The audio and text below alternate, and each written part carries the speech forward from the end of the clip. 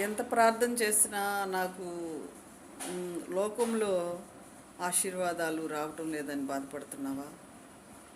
ఎంత నీతి నియమాలు నేను మరి వాటిలో జీవిస్తున్నా కూడా నాకు దేవుని యొద్ద నుంచి ఒక ఆశీర్వాదం చూడలేకపోతున్నానని మనసులో నువ్వు కుమిలిపోతున్నావా? అయితే ఈరోజు ప్రభు మాట్లాడుతున్నాడు నీతోనే.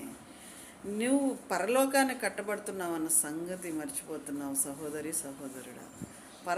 పరలోకానికి ఏర్పాటు చేయబడిన వారు భూమి మీద వాళ్ళు లోక సంబంధమైన ఆశీర్వాదాలు చూడలేరు. ఒకవేళ చూస్తే దేవుని పరిచర్యలో, దేవుని సంఘము ద్వారా, నీ నోటి నుంచి పాట ద్వారా, నువ్వు ప్రసంగాల ద్వారా చూడగలవేమో. కానీ నీకు ఇక్కడ ఈ భూమి మీద అన్యుల వలె, లోకస్తుల వలె, వైభోగముతో వారి వలె మరి అన్ని విషయాల్లో నశించిపోయే మార్గాల్లో అయితే నిన్ను నడిపించడు. అవునండి, దేవుని ఉద్దేశాలు ఏమై ఉన్నాయంటే, లోకంలో మనం విస్తరించి జీవించినప్పుడు భక్తి జీవితంలోంచి మనం పడిపోతాం. అందుకే ప్రభు మనకు ఆ సమయంలో మనకు అవసరాలు మాత్రమే తీరుస్తాడు.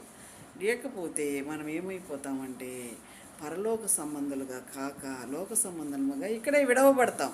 అందుకు ప్రభు మనకు మనం అనుకున్నవి ఇవ్వడు, కానీ ఆయన అనుకున్నవి మాత్రం మనకు జీవితంలో నెరవేరుస్తాడు. హల్లెలూయా, హల్లెలూయా.